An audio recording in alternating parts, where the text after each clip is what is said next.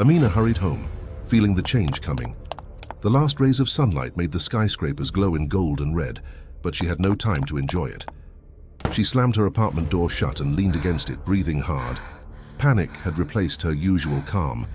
She glanced at the clock. It said 7 p.m. She stumbled to her bedroom, tearing off her work clothes. By the time she reached her bed, her legs were stiff. She collapsed onto the mattress, her body shaking. A sharp pain shot through her legs. Horrified, she watched as her toes fused together, skin stretching and changing. Her legs turned into one, twisting and growing longer. Scales appeared, shining in the dim light. The pain was intense, but Amina bit her lip to stop herself from screaming. Her hips narrowed, her spine stretched. The pain began to fade, replaced by a smooth, flowing feeling. Her senses sharpened. She could hear the city's distant hum, a mouse in the walls, the night breeze through the window. Her vision changed, showing her new colors and details. Amina's transformation was complete. She lay there for a moment, her snake body coiled around her, breathing heavily. The room was silent except for her heartbeat, now slow and steady. She raised her head, tasting the air with her forked tongue. She was a creature of the night now, a silent guardian, a hunter in the urban jungle. With smooth, easy movements, she slithered off the bed and across the floor.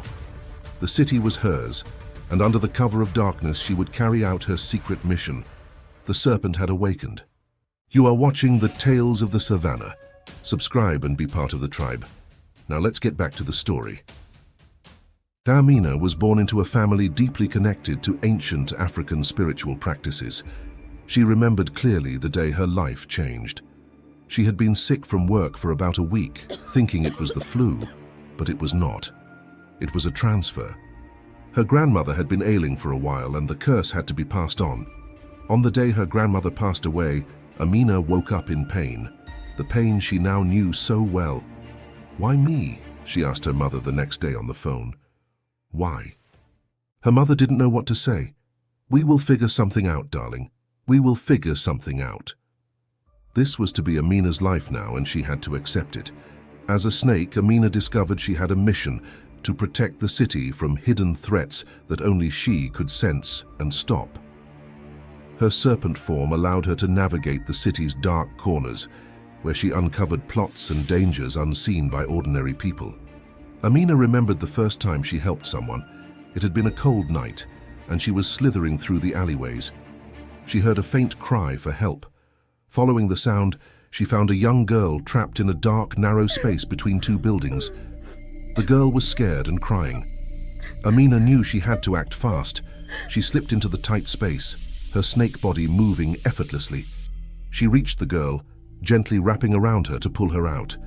The girl's eyes had widened in fear at first, but soon realized Amina was there to help. She whispered words of comfort as she guided the girl to safety. The girl ran home, confused and afraid. Thus, the legend of the snake girl began. Another time, Amina found herself in the heart of a dangerous plot. She overheard two men in a dark warehouse, planning to rob a local shop and hurt the owner. Amina stayed hidden in the shadows, listening to their every word. When the men left to carry out their plan, she followed them silently. As they prepared to break into the shop, Amina struck. She bit one man on the ankle, her venom paralyzing him instantly. The other man, terrified, ran away. The shop owner, hearing the noise, came out to see what had happened. He found one man lying on the ground and no sign of the other. Amina had saved him and his shop. All he saw was a tail slithering into the alley. Sometimes it was enough to show herself to these men, and they would go running in opposite directions. The legend of the snake girl grew. "Amina, did you hear about the snake girl who is saving us all?" a girl from the office asked. "I heard she patrols the streets better than the police," another added. "There are no more drug dealers in my neighborhood or petty crimes," said another.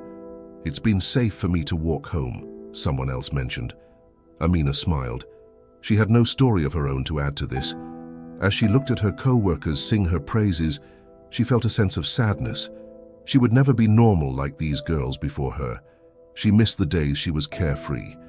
Now she had to get home by 7 p.m. every night in case she was needed. Sometimes she was awakened by the transformation at odd hours, slithering through the streets and coming back to go back to work. This was her life now. On the other side of town, a man sat in his office fuming at the reports he was getting. His name was Kwame, and he was the leader of the city's most notorious crime syndicate. His dark eyes burned with rage as one of his men nervously reported the latest setback. "Boss, we can't go out there. The snake lady shows up every time we're on the streets. We've already lost 2 guys to her venom," the man stammered. Kwame sat back in his leather chair, contemplating his next move. He was losing too much money because of this mysterious serpent woman, and the anger inside him was building by the second. He needed her gone, but how could he fight something so elusive and deadly? Kwame hadn't always been the ruthless leader of a crime syndicate. His story began in the dusty streets of a small village far from the city. Born to a poor family, Kwame learned early on that life was a constant struggle. His father worked the fields and his mother sold vegetables at the market. Despite their hard work, they barely made enough to survive. When Kwame was 10, a group of men came to the village.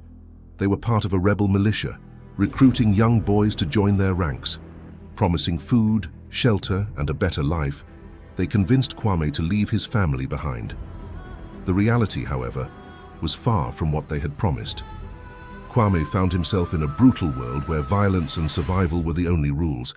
As he grew older, Kwame learned to navigate this dangerous environment. He quickly rose through the ranks of the militia, using his intelligence and ruthlessness to outmaneuver rivals. By the time he was 20, he had become one of the leaders. But Kwame wanted more than just power in a war-torn land. He wanted control over the thriving city he had heard so much about. Leaving the militia, Kwame moved to the city and started building his empire from the ground up. He began with small-time operations, protection rackets, drug dealing and smuggling. His natural charisma and cunning helped him recruit a loyal following. He knew how to exploit people's weaknesses, offering them what they needed most in exchange for their loyalty. Kwame's reputation grew, and so did his ambitions. He consolidated his power, taking over rival gangs and expanding his operations. He became a shadowy figure in the city's underworld, feared and respected by many. His name was whispered in dark alleys and behind closed doors. Now sitting in his opulent office, Kwame was reminded of the relentless fight it took to get here. He couldn't let a mysterious snake woman threaten everything he had built. He pounded his fist on the desk, the anger inside him boiling over. "We need to find her and stop her," Kwame growled. "I don't care what it takes. She must be eliminated." His men exchanged uneasy glances, knowing that failure was not an option. They had seen firsthand what Kwame was capable of when crossed. The hunt for the snake woman began. Amina hurried down the street, anxious to reach her apartment building. She felt a tingle in her toes, a warning that the transformation was about to begin. Just as she neared her building, a man stepped in her path. "Hi, I'm Dr. Kofi, an anthropologist specializing in African folklore and magic." "Not today, thank you," Amina said, rushing past him. She had no time to entertain this man. If she didn't get inside soon, she would transform into a snake right there on the street. Amina barely made it into her apartment before the change began. She muffled a scream as her body twisted and turned, her legs fusing together, scales appearing on her skin. Fully transformed, Amina's senses heightened. She slipped into the night, her snake body moving effortlessly through the shadows. The alleyways were clear of crime. She glided through neighborhoods, seeing nothing out of the ordinary. Maybe there was someone who needed her help. Amina paused, telling herself to quiet down and listen. She focused, trying to catch even the faintest sound. Then she heard it, a bullet whizzing past her head. The bullet grazed Amina's cheek, a sharp sting of pain snapping her to full alert. Her eyes narrowed, and she saw the shadowy figure of a man aiming a gun at her from the other end of the alley. Another shot rang out, and Amina darted to the side, her snake body moving with incredible speed and precision. She slithered through the darkness, using the narrow walls of the alley for cover. The man fired again, but this time she was ready. With a swift motion, she lunged forward, her fangs bared. She sank her teeth into his ankle, injecting her venom. The man screamed, dropping the gun as he collapsed to the ground, paralyzed by the venom. But Amina's victory was short-lived. More men emerged from the shadows, armed and ready. They aimed and shot at will, some finding their mark. She knew she couldn't fight them all in her injured state. She turned to flee, but another bullet caught her in the side, sending a wave of pain through her body. She faltered, her vision blurring. Just then, a voice called out, "This way!" Dr. Kofi appeared at the end of the alley, waving her over. Desperate and in pain, Amina slithered towards him, her strength fading.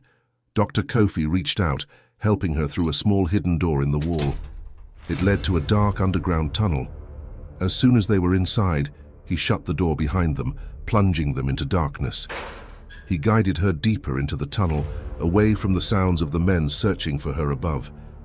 Amina's breathing was ragged, her body trembling from the pain and the effort to stay conscious. Dr. Kofi supported her as they moved, his presence a comforting anchor in the dark. They finally reached a small, dimly lit chamber.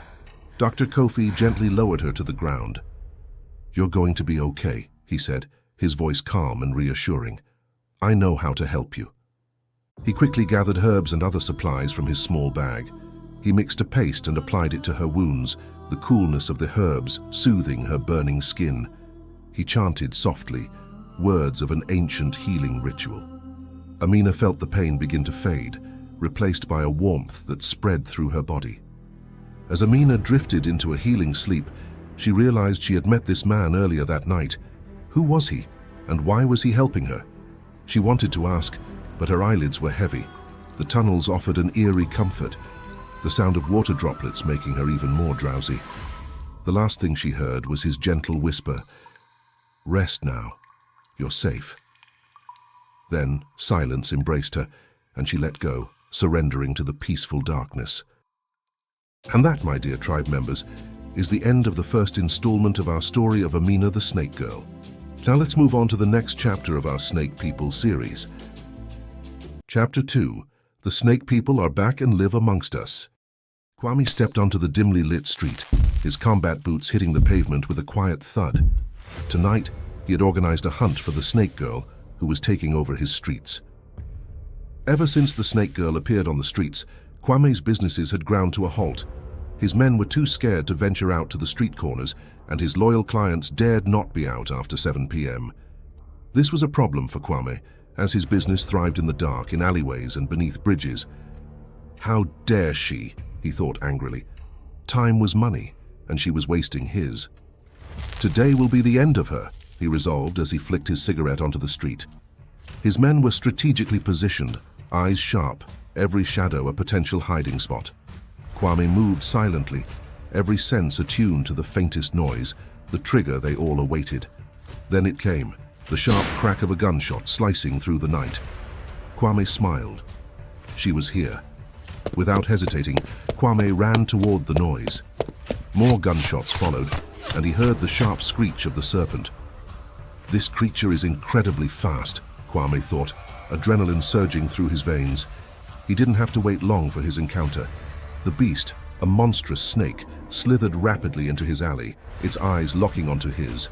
Time seemed to slow as Kwame raised his gun, but his fingers froze, unable to pull the trigger. It wasn't fear that seized him, but an overwhelming rush of awe and confusion. His heart raced, his blood boiled with an unfamiliar intensity, and his senses sharpened to an unprecedented clarity. Suddenly he collapsed, shivering uncontrollably as the snake loomed closer. In that moment, beneath the cold gaze of the creature, a hunter was truly born, a hunter much like one who had walked this earth centuries ago, an ancestor of Kwame. My dear tribe members, blood does not lie. It has a way of keeping accurate records. Zorro had awakened, and he was here to finish the job he couldn't complete once upon a time. You are watching the Tales of the Savannah. Subscribe and be part of the tribe. Now let's get back to the story. The Snake Girl woke up the next morning feeling confused and cold. A man hovered over her. When she tried to stand, he gently stopped her. "You can heal fast, but not that fast," he said with a smile. "I have to go to work," she mumbled. She was supposed to give a presentation today and couldn't be late. She tried to stand again, but her body felt weak. The man's expression turned serious. "Amina, your wounds aren't healing as fast as I've read about your kind. I tried some of my incantations on you, but I'm afraid they didn't work as well as I thought. Considering your nature, I thought you wouldn't want to go to a hospital. No, Amina replied quickly. Her mind flashed back to the events of last night. She remembered hovering over a man who had collapsed in front of her. She had studied him for a bit, unable to understand why she felt fear toward him in such a weakened state. The man was convulsing before her eyes. It was as if she knew him. Then a bullet hit her side, and here she was, not exactly sure of her location. There is a place we can go where you can get help. Dr. Kofi broke the silence. My mother lives in a different city, a day's travel by road, she replied. Maybe leaving the city for a while was a good idea. No, I meant other snake people like yourself. That's what they call them in the books, Dr. Kofi clarified. What? Her eyes widened in surprise. There are others? Yes, he replied. And they have made their home in these very tunnels. Amina looked around, half expecting to see someone. No, not in these parts, Dr. Kofi chuckled. This city has a network of underground tunnels that are very complex and run in and out of the city. I can take you to them if you'd like. Amina nodded softly. She was curious to meet these people who were like her. Her eyes watered. This meant she was not alone. The tunnels were dark and cold as they walked slowly through them. Dr. Kofi led the way, as if he had walked these tunnels before. The numerous lefts and rights they took were astounding. At some point, Amina was sure they were lost. Why had she chosen to follow this man whom she barely knew? We are almost there, he whispered. Amina sensed shadows moving quickly around them, and Dr. Kofi had seen them too. He spoke into the darkness. We are friends. We mean you no harm. My friend here is injured and in need of urgent care. She is one of your kind. A voice came from the shadows. Is that why you are here, Hunter? You have the nerve coming here, the voice whispered, coming closer and revealing a woman. Amina was in awe. There before her was a woman just like her. Before she could say a word, the woman rushed Dr. Kofi, pinning him to the tunnel walls. Maybe I should take a bite, Hunter, she said seductively. But our queen would not take kindly to that. I suppose she would like to have the first taste of Hunter blood, she added quickly, restraining him and patting him down for weapons. More snake people emerged from the shadows. They did not speak to Amina but lifted her up effortlessly and glided along the tunnels, making their way to their hidden city beneath the city. Amina felt her senses sharpen as she knelt before a woman seated on a throne made of skulls. It felt like something out of a medieval movie. The queen began to speak and the room fell silent. One of our own working with a hunter is a tale only found once in our history books.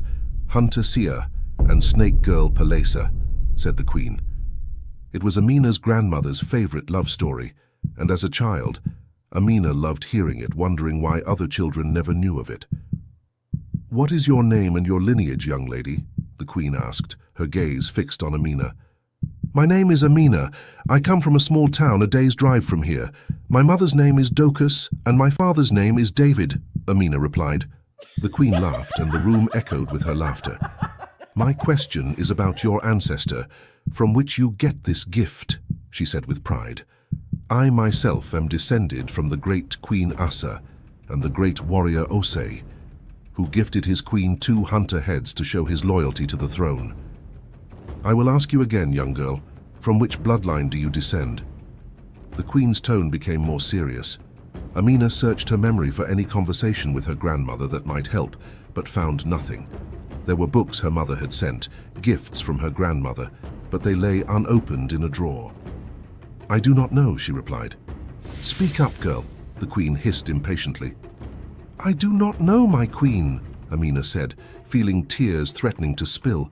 A bastard snake girl and a hunter, how charming, the queen said, and the crowd laughed. Turning her attention to Dr. Kofi, the queen asked, And you, tell me at least what kind of hunter you are. Dr. Kofi stammered, Mystical law keepers. The queen laughed again. Mystical law keepers were individuals deeply versed in ancient texts and mystical knowledge.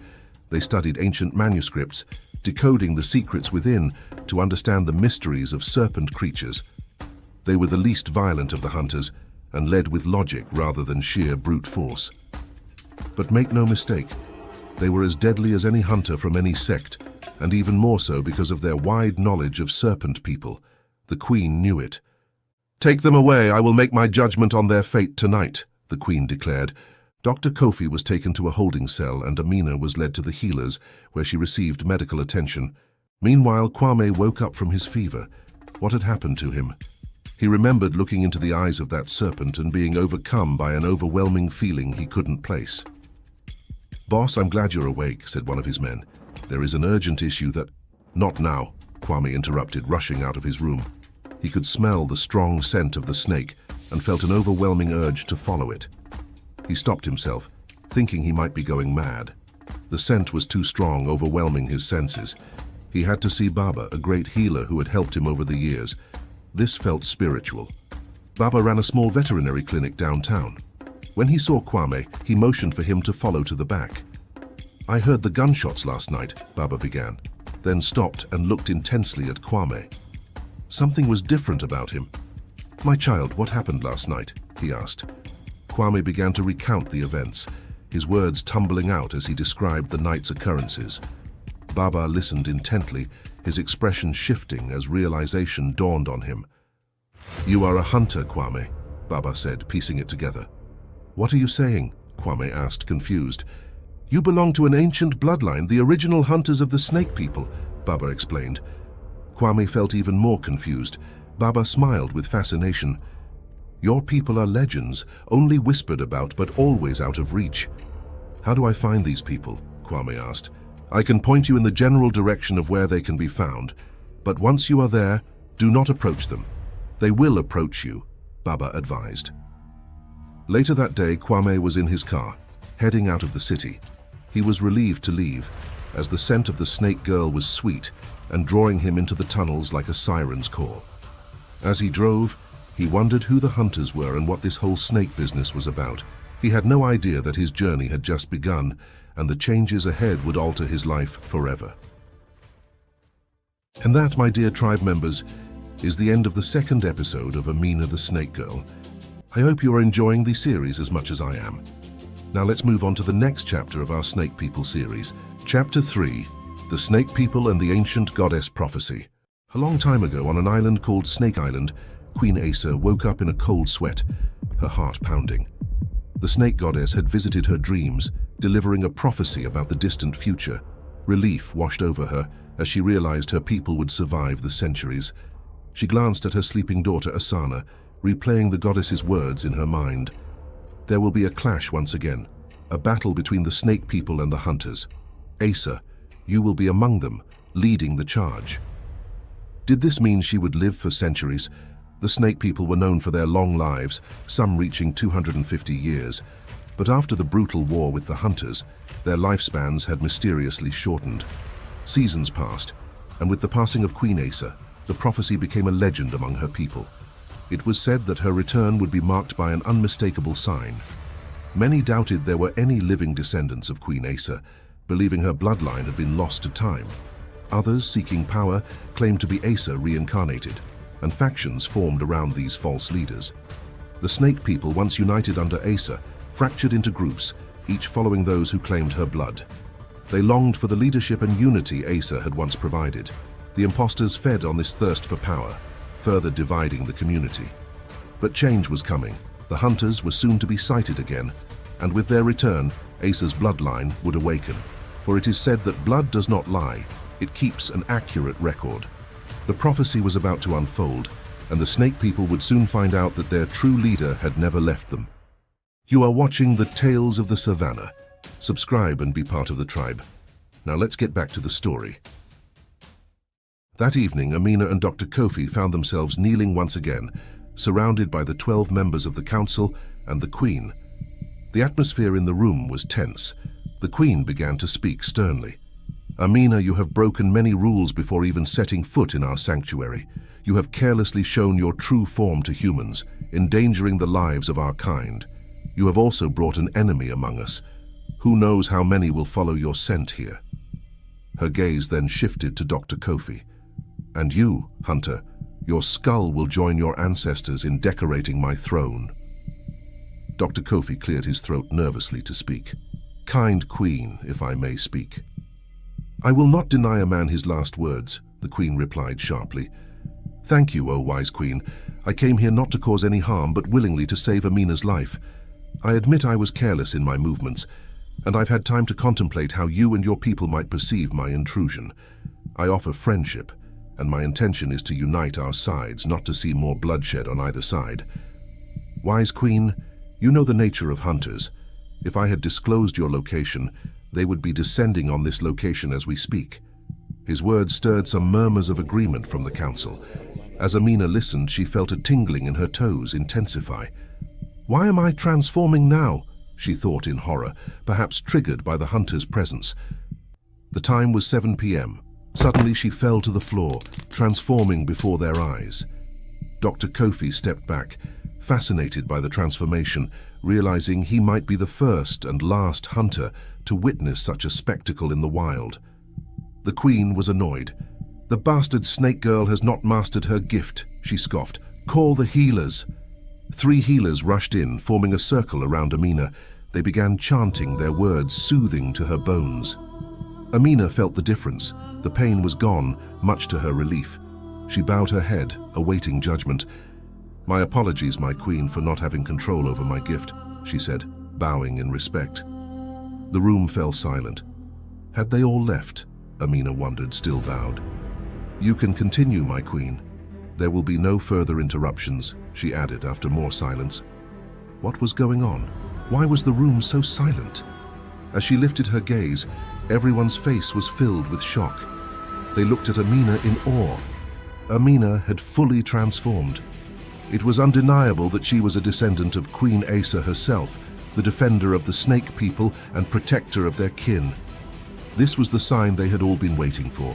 The snake crown on her head had not been seen in centuries among the snake people, and now here it was, a clear sign of Asa's return. They all bowed before her, including the imposter queen. The imposter queen, still bowing, spoke with reverence. Amina, descendant of Asa, we are at your command. Guide us in these dark times. Amina nodded, her mind racing. Rise, all of you, she commanded. We have no time to waste. The hunters are a real threat, and we must prepare for the battle ahead. The council members stood up, their eyes fixed on Amina, waiting for her next command. Dr. Kofi, still in shock, stood silently at her side. We must unite the scattered groups of snake people, Amina continued. Our strength lies in our unity. We need to find the imposters and bring them here to show them the truth. Amina spoke with authority, her senses heightened. She could smell hunter blood. She turned to Dr. Kofi sharply, hearing his heartbeat and smelling his blood. But it wasn't him, it was someone else. The scent was faint, but it was the scent of a warrior of old. Amina looked around the room, meeting the eyes of each council member. Prepare the defenses. Call upon our allies. We need every able-bodied snake person ready to fight. The room buzzed with activity as the council members dispersed to carry out their tasks. The imposter queen approached Amina, her head bowed. I served in the name of Asa, but I see now I was wrong. I pledge my loyalty to you. Amina placed a hand on her shoulder. We need everyone. Your knowledge and experience will be invaluable. How is our relationship with the merfolk? Asa asked Tina, the imposter queen. Not so good, my queen. There have been a few misunderstandings in the past. You will take me to them soon. They are the reason we are here today. Yes, my queen, Tina said, bowing and leaving. Asa felt a sudden sadness come over her. It was Amina. She closed her eyes. Amina, are you there? Yes, my queen, she said softly. Asa was startled. She had thought she had completely overtaken the body, inhabiting it fully. It was the goddess playing tricks on her. The goddess loved a good joke. Amina, please accept my apologies for overtaking your body. No, I am the one who should be thanking you. You probably saved my life, Queen Asa. What would you like to do, Amina? Asa asked, realizing the complexity of the situation. She was a guest in this realm and body, so she had to work together with Amina if anything was to be done. I would like to go home, Amina replied. But this is our home now, Asa said. Yes, Amina replied sadly. If it pleases you, my queen, I would like to have some of my belongings here. I can send someone to go and fetch them for you, Asa said. No, please, Queen Asa. I would like to say goodbye to my old life. Asa sighed. Very well then. In truth, Asa was afraid of losing Amina, her only connection to this realm. Amina had to be kept safe at all times. She was a weak vessel, not as strong as Asa remembered her own body to be. If they were to work together, serious changes would have to be made. You and you, let's go, Asa pointed to Dr. Kofi and a decent-looking warrior man. Do you trust your doctor friend? Literally with my life. He saved me, Amina said. Asa hissed. Hunters can never be trusted. We will keep him close for now. They walked in silence except for the conversation happening in Amina's head. They had a lot to talk about, and Asa could not wait to see the outside world and the changes that had happened in her absence. Kwame arrived in a small town that had an old-world charm, with quaint shops and quiet streets. He parked his car and walked into a dimly lit bar, feeling the eyes of the locals on him. Approaching the bartender, he ordered a very specific drink that Baba had instructed him to request. A serpent's bite with a twist of venom. The bartender's eyes widened in shock. No one has ordered that drink in a long time, he murmured, pressing a red button under the counter. Kwame felt the tension in the room spike. Suddenly, a black bag was thrown over his head, and he was forced to the ground, restrained by unseen hands. Kwame was impressed. He hadn't heard them come in or approach him. It was as if they were ghosts moving in and out of this realm at will. They did not speak to Kwame, nor did he to them. The doors of a vehicle closed, and they sped off. Kwame estimated the drive lasted about 20 minutes. The car moved at speeds he didn't think possible without crashing. When they arrived, Kwame was led into a stark white room with a single desk and a chair opposite him. As his eyes adjusted to the harsh light, he saw an imposing figure sitting across from him, a man of immense stature, with muscles rippling beneath his shirt, resembling a modern-day titan from ancient legends. The man repeated the drink order from the bar, a serpent's bite with a twist of venom. How did you know to order that drink, Kwame? Kwame was startled. They even knew his name. He had purposefully left all identifying documents behind, and his car was registered under someone else unrelated to him. I was advised to come here by Baba, my mentor, after a violent spiritual encounter with a snake girl who had been interfering with my business for a while. Is there anything you can tell me about this snake girl? Huge snake, glowing eyes, and I don't know what to tell you. But wait, there was something strange that happened. When I fell to the ground, the snake came closer. Not in a threatening way, but as if to observe me like it was curious. The man nodded, taking in the information. Thank you, Kwame. Tonight you will be sworn into the Brotherhood. A hair was taken from your head for DNA testing. We will know from which hunter-warrior you descend. Kwame's mind raced with questions, but he remained silent. The man across from him stood up, signaling the end of their conversation. Two men entered the room and guided Kwame to another area, where he would await the results and prepare for the initiation ceremony. Kwame sat in his room, unsure of what he had gotten himself into. It seemed like he had no choice but to be initiated into the Brotherhood. Though he wouldn't have said no, it would have been nice to be asked. A primal part of him resonated with this place, like it was home. The door opened, and a beautiful woman walked in. Hi, I am Nala, named after my ancestor, the consumer of humans. She giggled, then noticed Kwame didn't get the joke. Nala, she was married to a human, and her blood is more powerful. It's a genetics joke, she stammered. Shit, she muttered under her breath. Kwame smiled politely and nodded. I've been asked to show you around. Okay, I volunteered. But around here, that's the same thing. Let's go, Hunter, she said, punching the air in excitement. A flash of embarrassment crossed her face. It had sounded better in her head. Kwame chuckled at her reaction. She was cute, he thought. They walked through the corridors. Kwame had never seen a place like this. It was like being in a futuristic spaceship. There was so much to see and take in. Nala led the way, describing everything in detail and how it related to the past, present, and future. There were many doctors in this place, scientists, archaeologists, and experts who studied human and serpent bodies. This is the sect I belong to, the Healers. Why do you study mermaids too? Kwame asked. In the last Great War, mermaids were the deciding factor. They helped the snake people win. History has a way of repeating itself, and we don't want a repeat of that, Nala explained. They entered the biggest gym Kwame had ever seen, filled with modern machines and obstacle courses. The hunters moved with incredible speed and agility. Everyone here was impressive. Kwame, who was always the tallest in every room, now found himself surrounded by men and women who were equally, if not more, imposing. As they walked around, the men and women nodded, acknowledging their presence. This was a big, happy family, something Kwame had never experienced in his life. "And what is this?" Kwame asked, looking at a sword in a glass case in one of the rooms. "This is proof of the existence of the snake people. Long ago, this sword was presented to the council elders by the great warrior Kabo alongside hunter Olu, the only hunter to ever visit Snake Island alone and live to tell the tale." Nala lit up as she told these stories. Her smile was infectious, and Kwame couldn't help but smile. Finally, they stood in a room with many names written on the walls. "This is the Warrior Memorial. The names written here are those who were lost at Snake Island.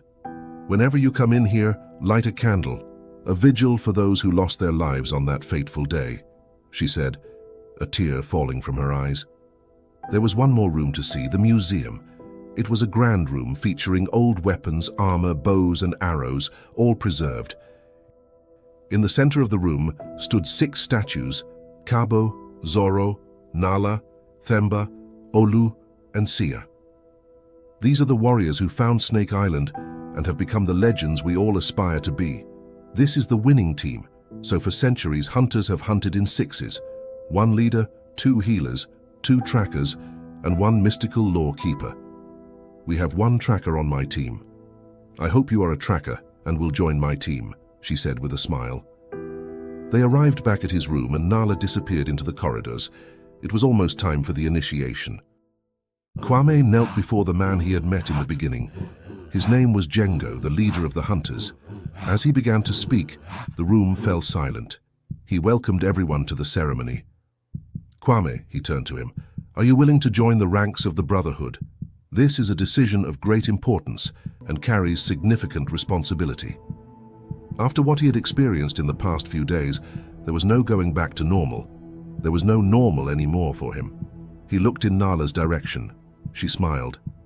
"Yes, I do. I am," he said, blushing and looking down. This was a pledge, not wedding vows. With reverence, Jengo began to chant the ancient welcome. "Welcome, Hunter Kwame, direct descendant of Hunter Zoro." There was an audible gasp from the crowd. There had been many hunters of old, but being a direct descendant of the Big Six was like winning the lottery. This was a rare find. The hunters whispered among each other. Kwame was a bit confused. He thought everyone descended from Zoro. He kept his head down. Nala smiled. No wonder she felt drawn to him. Maybe an ancient flame could be rekindled. Just maybe. Jengo cleared his throat and the room fell silent once again.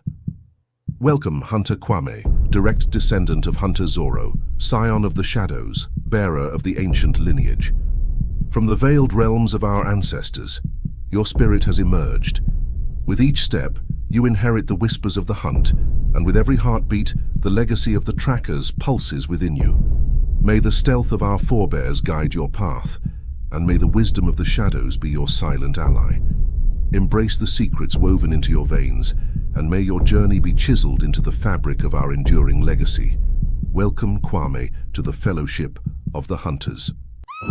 The hunters unleashed a resounding warrior cry, a collective roar that echoed through the room and reverberated in the night. Back in the city, Amina searched her room. "What are we looking for?" Asa asked. "Books, journals from my grandmother. They must be here somewhere," Amina replied, rifling through drawers. Asa was fascinated by what humans had done with the place. She had asked questions like what became of Snake Island and other related queries, but Amina had little knowledge of that. "So, people live in these tall boxes?" she asked, observing the high-rise apartments. "Let me take over, okay? You'll get us hit by a car," Amina said, taking control of the body as they crossed the street. "What is a car?" Asa asked with fascination. This was indeed going to be a long night. As Amina continued her search for the books, the snake man they had come with waited outside, a silent observer and protector. Dr. Kofi slipped into the bathroom, scanning through his missed calls and messages. They all asked for his location and if he had discovered the snake people's whereabouts. He had lost his signal in the tunnels and had a lot to report. With trembling hands, he began to type a message. "I have found their dwelling. It is within the tunnels." He typed the coordinates to the entrance of the tunnels. Queen Asa suddenly stopped and listened. "Where is your friend, the doctor?" Amina could hear the fast-paced heartbeat as well. Before she could answer, Asa transformed them into a huge snake with 2 heads. They both looked at each other, shocked. This was truly remarkable. Dr. Kofi typed the last few words. "Prepare for war." Before he could hit send, the door flew towards him, and he fell to the floor, the phone sliding to his side. Amina saw the message and nodded for Asa to attack Dr. Kofi. With his last breath, Dr. Kofi smiled and hit send. The room stood still. It was like the trumpet of war had sounded. Meanwhile, back at the initiation ceremony, a hunter discreetly delivered a message. "Hunter Kofi has sent us their location. We have found them," he whispered into Jengo's ear. Jengo turned to Kwame. "Hunter Kwame, rise and join your brothers," he said with a smile. "Hunters," he declared, "make ready for war." The hunters once again unleashed a resounding warrior cry, a collective roar that echoed through the room and reverberated in the night. Are you enjoying the story? Comment, "I'm still here," to let me know we're in this together. Chapter 4. Blood does not lie, it keeps an accurate record. Asa watched Palesa as she gazed at Hunter Sia from across the blood and body-filled river. Asa had never asked who the father of Palesa's unborn child was, as the subject made Palesa uncomfortable. Now Asa knew why. Palesa wanted to tell Sia, to shout the news across the river, but this was not the time. There were bodies everywhere, and the thick scent of blood and fire filled the air. The Brotherhood had started to leave. The battle had been lost. But Sia lingered by the river. Nala asked, "Is that her?" "Yes," Sia murmured, his voice full of sorrow. "Who knew mermaids and snake people could unite? Maybe one day, my dear Sia? Maybe one day?" Nala offered comforting words. A few days later, Asa summoned Palesa and cut straight to the point. "Palesa, the secret you hold in your belly is one I cannot protect you from. The hunters are our sworn enemies by blood, and as a soon-to-be mother myself, it breaks my heart to tell you your child will not be welcome here, Palesa. After this war, our people are angry, and your child is not safe here." Palesa understood the truth in Queen Asa's words. Asa continued, "This is Mira. She will help you deliver your baby when the time comes. You must leave this place, Palesa. You are welcome back here, but I will not decide for you the fate of your child." A few months later, Sia stood in a dark forest. He had received a pigeon with a message to come to this location. Palesa wanted to see him. He wanted to ignore the letter, thinking it might be a trap, but if he didn't go, he would never know. He wanted to see her one last time. As he neared the place where they had first met, he heard an infant cry.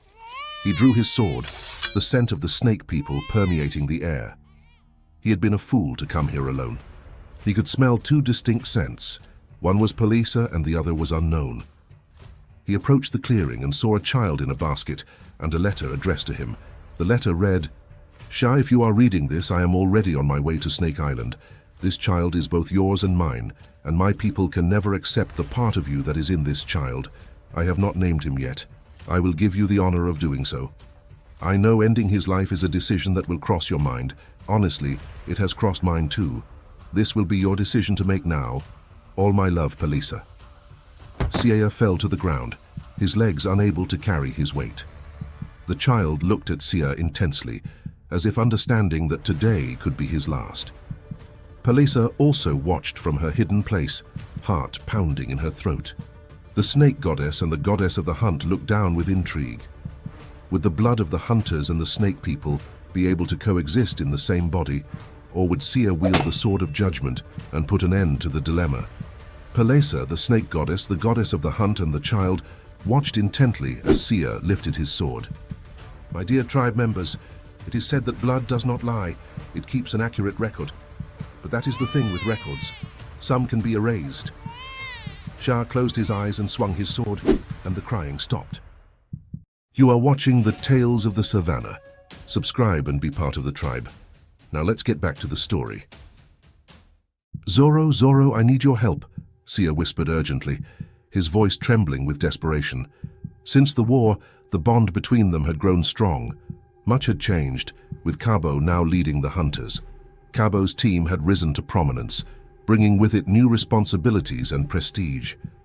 "What is it, Sia?" Zoro asked, his eyes filled with concern. Sia, usually calm and composed, now seemed on the edge of panic. Sia pulled him aside, looking around nervously. "I have a child," he confessed, his voice shaking. "That's good news, we must celebrate," Zoro replied. "No, you don't understand," Sia interrupted, his eyes wide with fear. "Do you remember the snake girl, Palisa?" Zoro's expression changed as the gravity of the situation sank in. "Where is the child?" he asked, his voice now deadly serious. "I couldn't do it. I couldn't end its life. The goddess knows I tried," Sia cried, tears streaming down his face. "Get it together, Sia," Zoro snapped, slapping him across the face. Sia stumbled back, shocked. "In the village," Sia admitted, his voice barely a whisper. "I left him with grandmother." "We must tell Cabo," Zoro declared, his mind racing. Sia dropped to his knees, clutching Zoro's legs. "Please, father, no, I beg you." This was the first time Sia had called Zoro father. Both men had avoided acknowledging their true relationship, fearing what it would mean. Zoro remembered Sia's mother, a lost love from the past. Seeing Sia kneeling and begging, Zoro felt his heart break. Is this what it felt like to be a parent? He had never stayed in one place, always moving from one woman to the next, searching for something. But in Sia, he found it, a reason to care, a reason to fight. In battle, they had fought side by side. For the first time, Zoro had gone into combat with the fear of loss. That day, he had fought not just as a warrior, but as a father. Zoro knelt down, lifting Sia to his feet. "We will find a way, my son," he said, his voice firm but filled with emotion. "We will find a way." Back to present day. Nala walked closely behind her father. "Please, father, I'm begging you." "Nala." He stopped and looked straight at her. "We don't just get a new team member because we want one. The matter has to be put through the Council of Elders first, and you know this." "I feel that he would be perfect on our team, father. That you have made painfully clear all morning. And stop following me," he added with a wink before closing the door. "What was so urgent?" Django asked as he sat down. "The results of our new member were fascinating," Samuel said. "Indeed," Django replied. "Is there more?" he asked impatiently. "Yes, there is. His results show a match for both Zoro and Sia, which is rare, but get this. There is snake blood found in him too." Django's eyes widened in shock. There had been rumors in the past about a hunter snake boy, but Django had thought them to be myths and legends, stories to pass the time.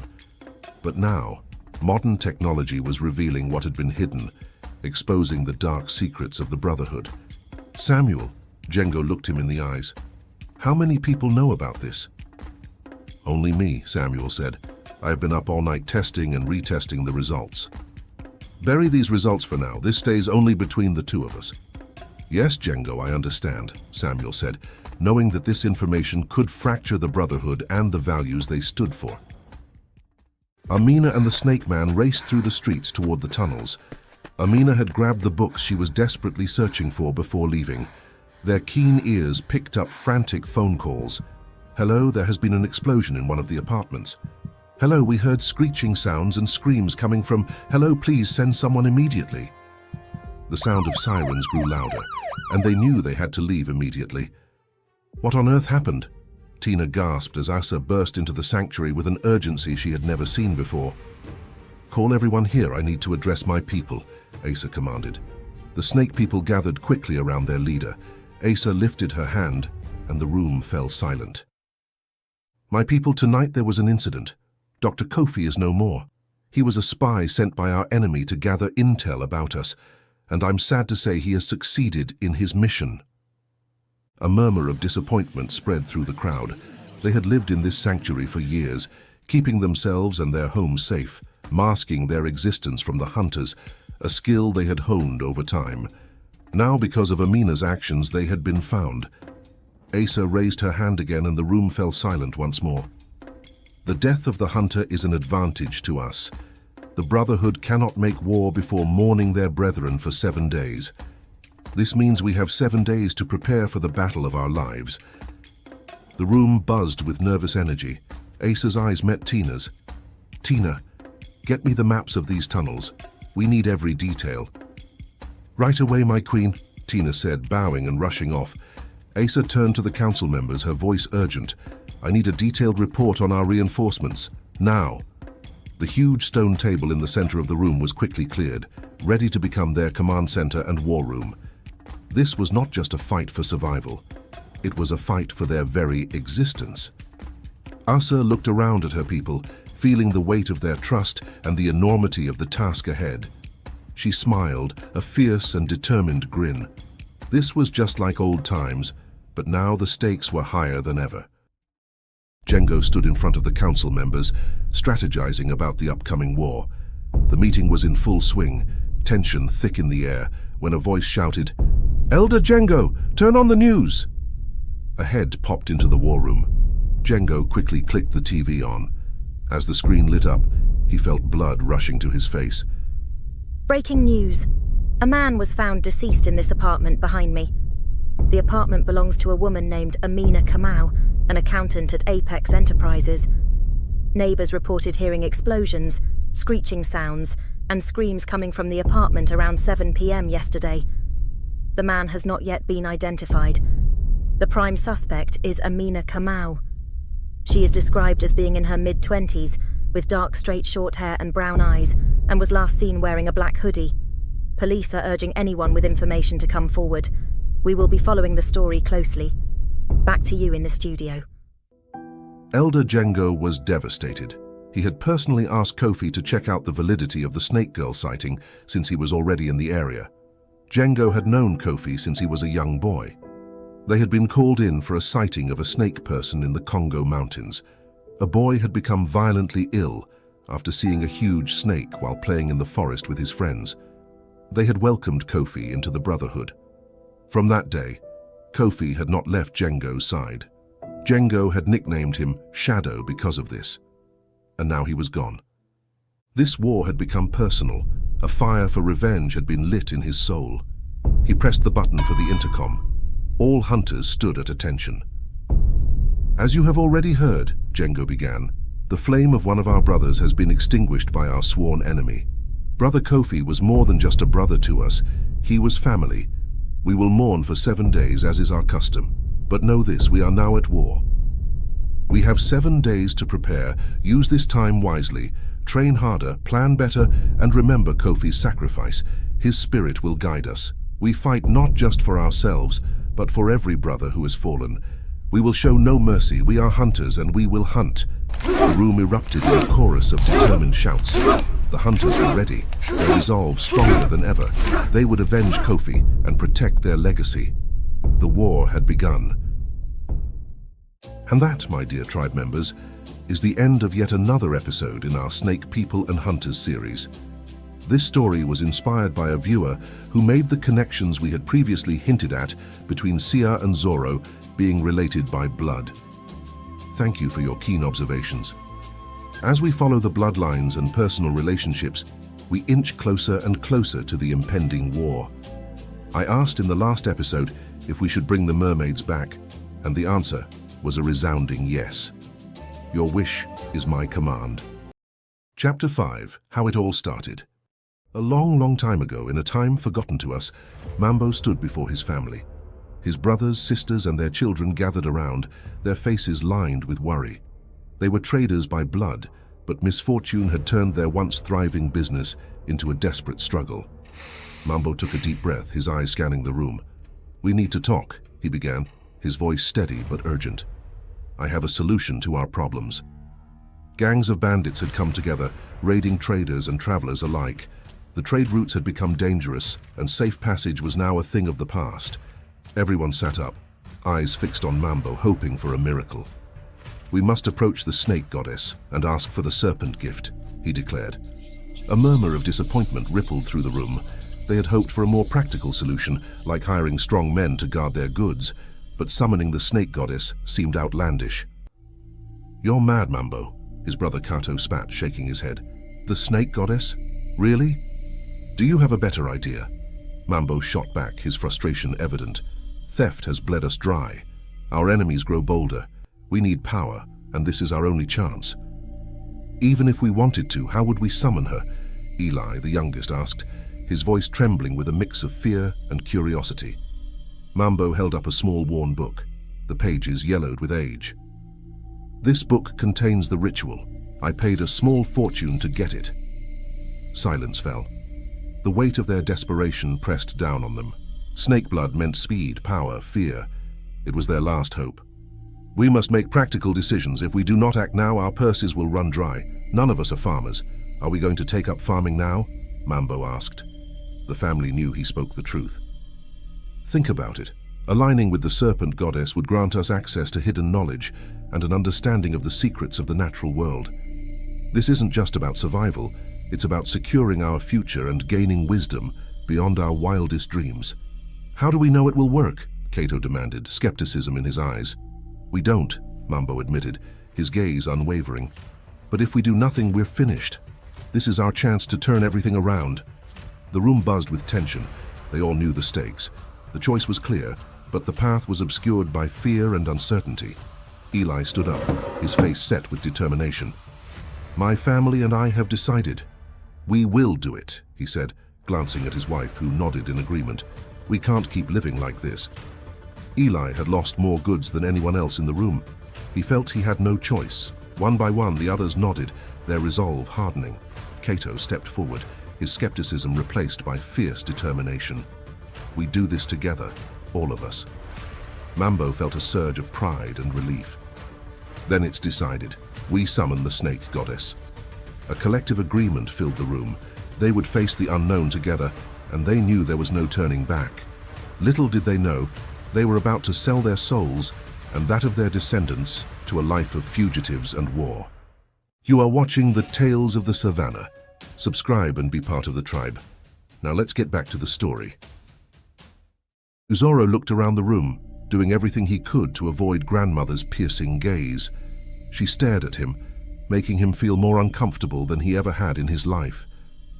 Shah sat next to Zoro, his mind racing for a way to break the heavy silence. "The weather's been nice lately," Sia stammered. "Yes, indeed," grandmother replied coldly. "Bad weather reminds me of my late daughter, who died a single mother, and the laughing stock of this village." Zoro shifted in his seat, feeling the weight of her words. She sighed. This was not going well. Zoro cleared his throat, but his brain and mouth couldn't seem to sync up. "Are you going to say something, Zoro?" Grandmother's voice cut through the silence. In the corner of the room, a subtle scent of the snake people lingered, which Zoro assumed was from the child. The child stared at Zoro from the shadows, as if demanding an answer too. The silence was suffocating. Sia tried to speak, but grandmother shut him down with a glance. "Grandmother," Zoro began, remembering Kabo's advice that he always gave to the team. "If you do not know what to say, always speak from the heart. I am truly grateful for the sacrifices you've made. My son Sia, now a grown man, is here because of you. I have no excuses for my past behavior. I humbly apologize and ask if you will allow me to see my grandson." Grandmother's eyes bore into him, then she nodded. "Very well, but before I decide, there's no more firewood, and the fire is dying. Go chop some for us." Zoro bowed. "I will help him," Sia offered quickly. "No," grandmother said firmly. Zoro was relieved to be outside. He found an old rusty axe and went to work sharpening it. The task was grueling, but he was determined to earn grandmother's favor. Hours later, he had stacked a neat pile of firewood, enough to last half a year. Grandmother, seeing the impressive stack, smiled faintly. As the sun set, she invited Zoro in for a meal. Before they ate, Sia turned to Zoro. "We've decided to give you the honor of naming the child." A tear threatened to escape Zoro's eye. He was handed the child. His blood boiled from the scent, but quickly calmed. "I will name him Tendai," he said, his voice steady. "It means to be thankful, for if the goddess allowed it to be so, we shall be grateful for the gift."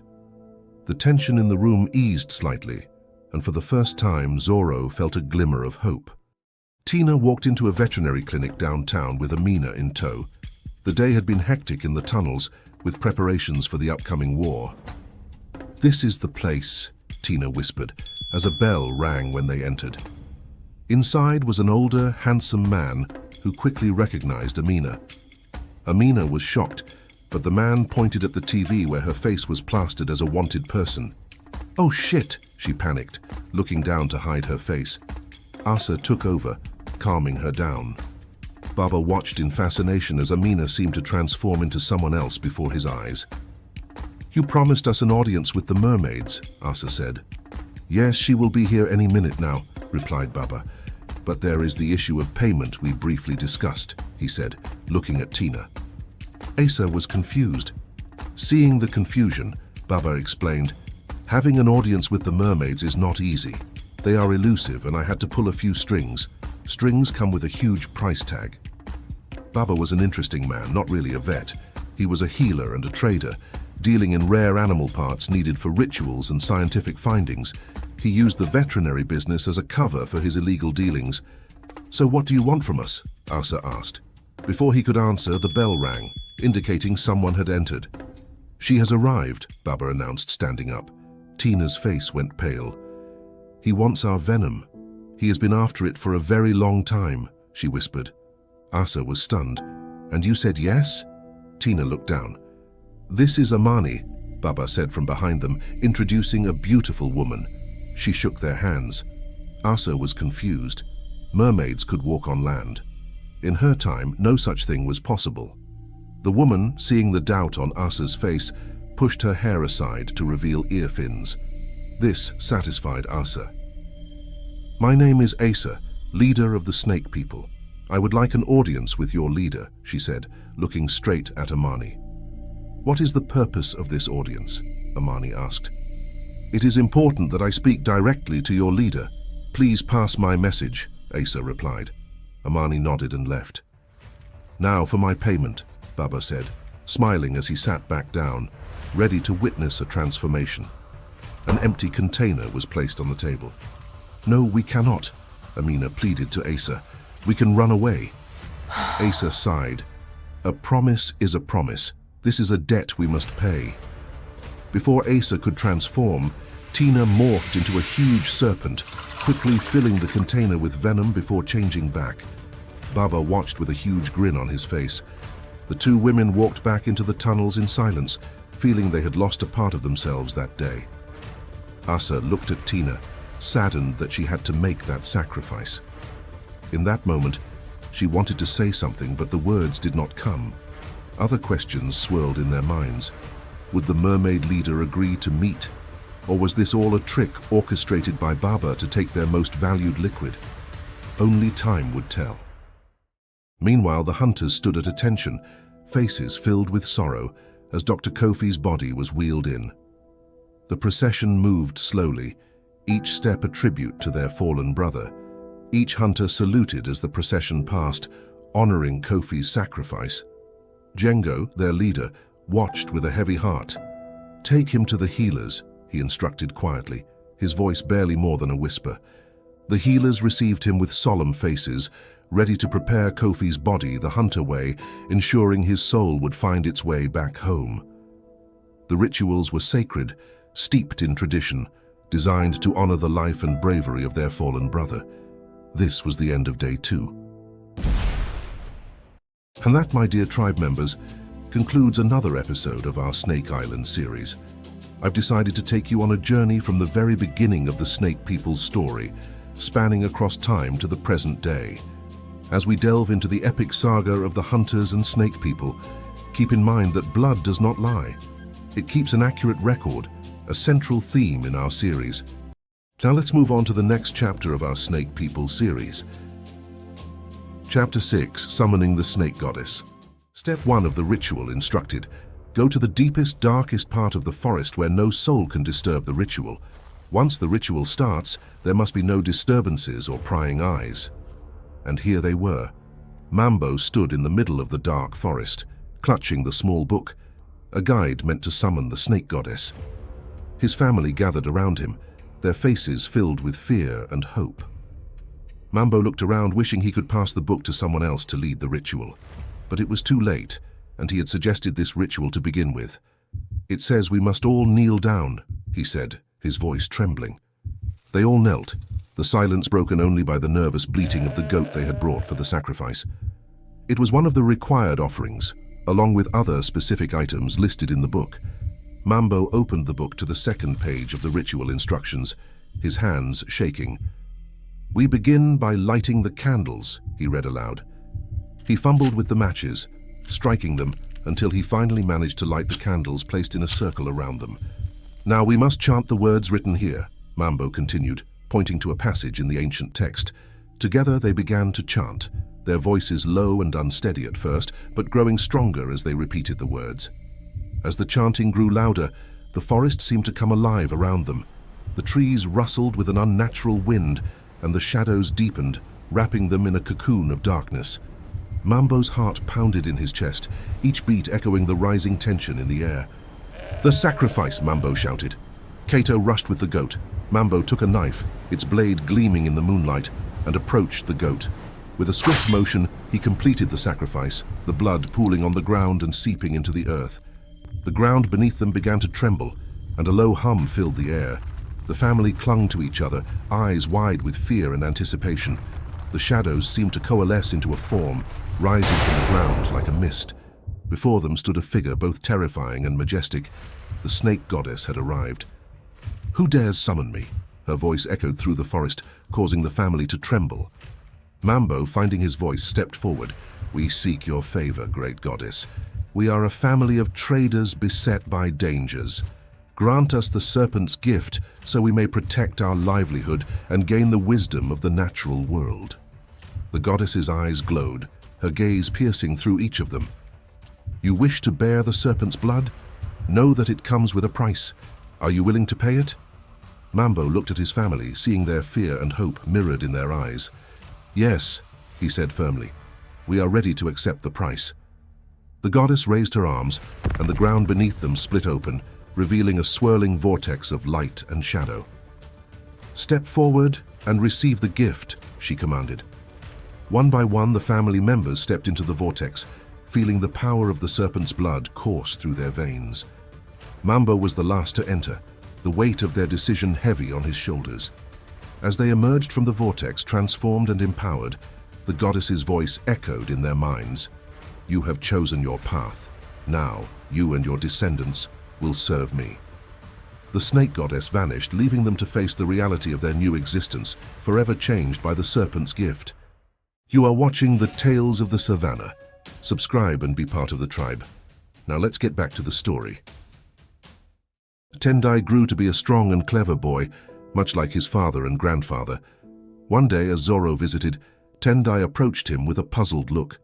"Grandfather," he said, "I smell something in the forest around the hut sometimes. The smell makes me angry, my blood boils, and then it fades away." Zoro scratched his head, not knowing how to respond. He had smelled her too, Paleza. His nature urged him to follow the scent and end her life, but he restrained himself every time. Before he could answer, Saya came in, his face full of worry. "Father, grandmother is not doing well." Grandmother was now advanced in age and had a caretaker looking after her. There was also the issue of Tendai. Who would take care of him once grandmother was no longer there? Sha had other relatives, but people were generally afraid of Tendai. No one could blame them. Tendai had a tendency to hiss when he was angered, causing the villagers to stay away from him. He was a lonely child, and grandmother was his only friend. Zoro felt a deep sadness. He had come to love and appreciate the company of this strong-willed woman. "Father, maybe it's time we tell Kabo about the boy," Sia whispered. Zoro sighed. He knew the time would come when decisions such as these would have to be made. "Yes, it is time," he replied. As they prepared to leave, Tendai looked up at them with a mixture of sadness and curiosity. "You are leaving. Where are you going, grandfather?" he asked. "We need to speak to someone important," Zoro said, kneeling to meet Tendai's gaze. "Stay here with grandmother and the caretaker. We will return soon." The journey to the hunter's stronghold was long and filled with sadness. Zoro and Sia knew that revealing Tendai's existence would bring a new set of challenges. Kabo was a fair but stern leader, and his decisions were always in the best interest of their people. When they arrived, Kabo greeted them in high spirits. "Just the men I was looking for," he boomed. "Noma said yes to my proposal. We must celebrate, and you, my longtime friend, will be my best man." Zoro smiled. It would be a great honor. "I hope your news is that you have found a wife or a long-lost child. Our numbers have dwindled since the war. We must repopulate," Kabo said with a stern look. "Yes and no," Zoro replied, glancing nervously at Sia. "Then it can wait," Kabo said with delight. "Tonight we celebrate." The evening was filled with laughter and joy as they celebrated Kabo's engagement. The mood was light, but Zoro and Sia couldn't shake the weight of their secret. As the festivities wound down, Kabo pulled them aside. "Now tell me what's on your mind," Kabo said, his tone turning serious. Zoro took a deep breath. "Kabo, my longtime friend, I have a grandson, Tendai. He has the blood of the snake people and the hunters. His existence is a secret we can no longer keep." Kabo's eyes widened in shock. The blood rushed to his head, and for a moment, he felt a wave of dizziness, his vision blurring. He gripped the edge of the table to steady himself. "We need your guidance, Kabo. Tendai's future, and perhaps our own, depends on it." Kabo lifted his hand to silence Zoro. He straightened, a look of grim determination crossing his face. "Bring the boy to me. I will do what you clearly failed to do, Zoro.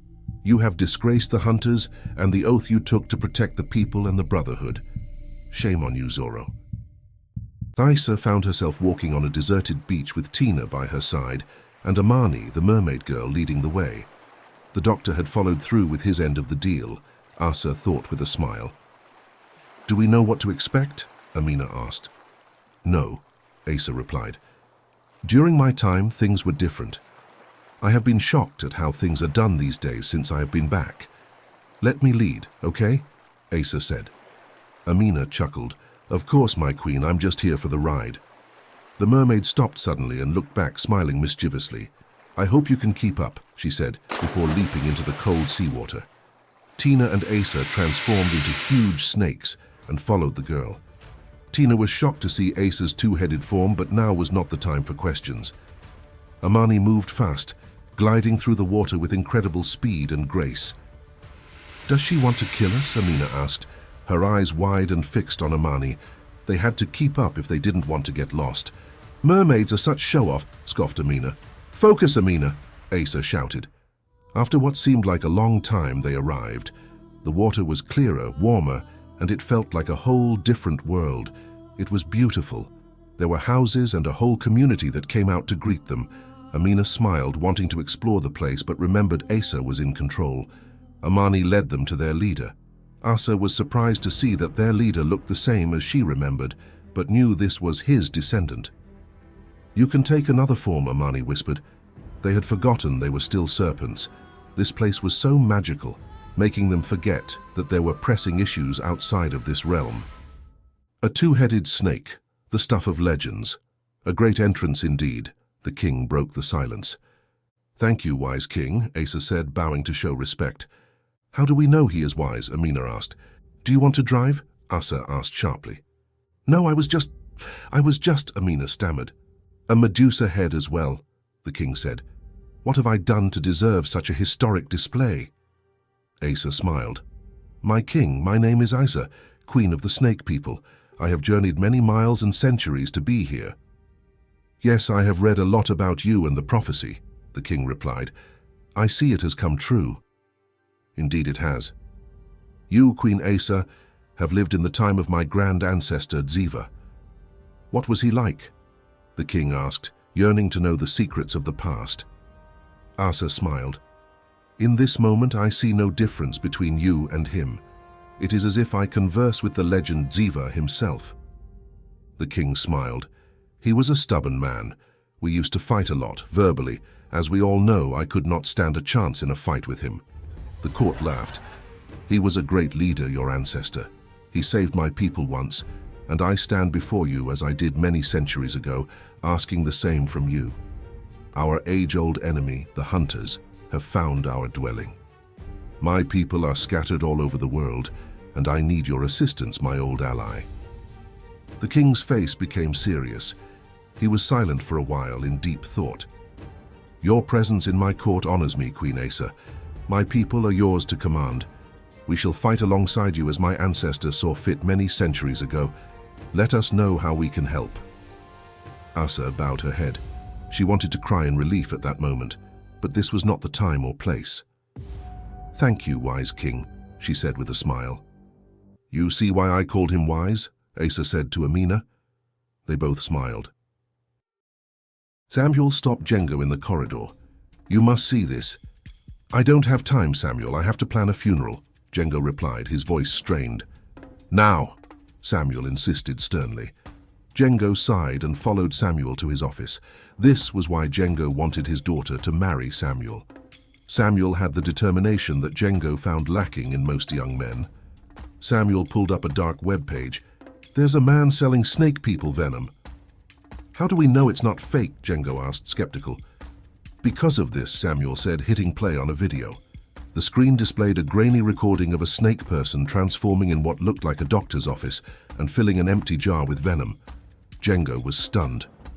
"Rewind the video, stop it right there," Django ordered, pointing at the screen. "Doesn't that look like the woman who gave us hell a few years ago?" "This one looks younger," Samuel replied. "Besides, we heard that she died a few weeks ago before the snake girl emerged." "Get that venom at all costs," Django commanded. "Bidding is at $100,000, Samuel said, his tone serious. Django looked Samuel in the eyes. "We must get the venom at all costs." This was the end of day 4. And that, my dear tribe members, concludes yet another episode in our Snake Island series. I hope you are enjoying the series as much as I am. Now let's move on to the next chapter of our Snake People series. Chapter 7, The Realm of the Gods and Snake People, Day 5. High up in the clouds, where no mortal had ever gone, lived the gods and goddesses who controlled everything in the world. However, among these divine beings, there existed a hierarchy, a structured order that distinguished the powerful from the less powerful. At the highest level were the gods and goddesses of needs, the essential forces that sustained life, namely, the god of harvest, the goddess of health, the god of water, the goddess of shelter, the god of fire, the goddess of fertility, the god of light, the goddess of death, the god of wisdom. Beneath them lay the second tier, the gods and goddesses of wants, who represented desires and luxuries beyond basic survival, the goddess of beauty, the god of wealth, the goddess of love, the god of war, the goddess of music, the god of luck, the goddess of dreams, the god of celebration, the goddess of power. At the bottom were the gods and goddesses of personal nature, those connected to specific animals, tribes, or small domains. This is where the snake goddess lived, and she hated it. Snakes were feared and despised by humans and animals alike, which greatly diminished her standing in the divine hierarchy. In contrast, other animal deities thrived. The cow goddess, for example, was worshipped in some cultures and had ascended to the first tier. The eagle goddess, revered by nations, and the lion god, symbolizing royalty and strength, were also among the most exalted, but the snake goddess had no such luck. The ranking system was brutally simple. It was based on prayers and praise. The more prayers a god or goddess received, the more currency they had to spend on heavenly commodities. 100 prayers equaled 1 gold coin, and with her meager collection of prayers, the snake goddess could only dream of the luxuries enjoyed by the first-tier deities. The top gods had the best seats in the throne room and the finest living arrangements, all determined by their followers' devotion. The snake goddess had tried to elevate her status. Oh, how she had tried.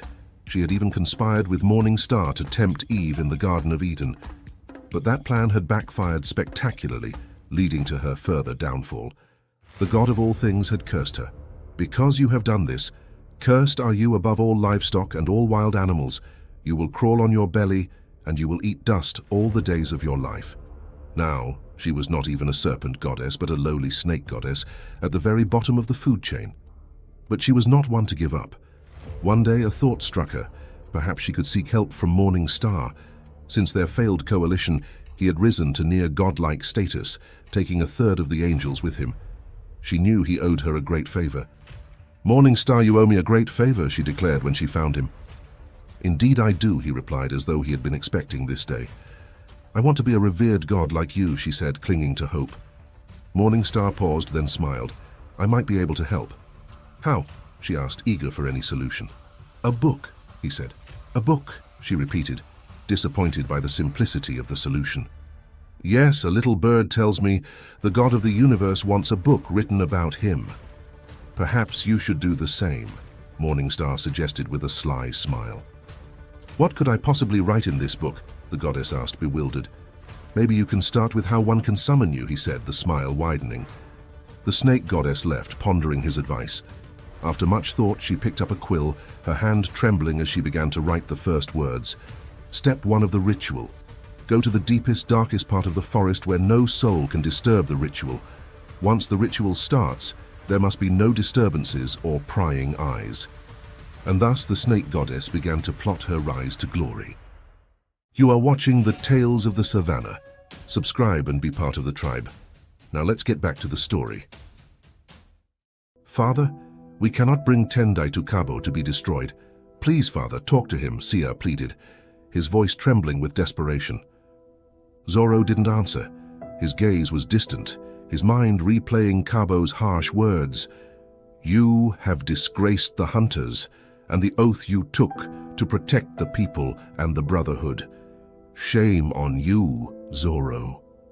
Finally, Zoro turned to Sia, his eyes unfocused. "Don't worry, my son. I will bring Tendai here myself. All will be well," he said, his tone unsettlingly calm. Sia was stunned. "But father," he began, confused and frightened. "Hush, Sia," Zoro interrupted. "Can't you see we are celebrating my friend's engagement? Let us drink," he added, raising his glass as if nothing was wrong. Zoro's mind had fractured under the weight of his conflict. The two things he loved most, his family and the Brotherhood, were at odds, and his mind couldn't reconcile the two. He stood up, raising his glass higher. "To Cabo!" he shouted. Everyone cheered, but Sia just stared, bewildered and afraid. He had no idea what his father was thinking, and it terrified him. Sia felt a tap on his shoulder. "This came for you," a messenger said. Absent-mindedly, Sia opened the letter. The words were simple. "Grandmother has passed. Please come urgently."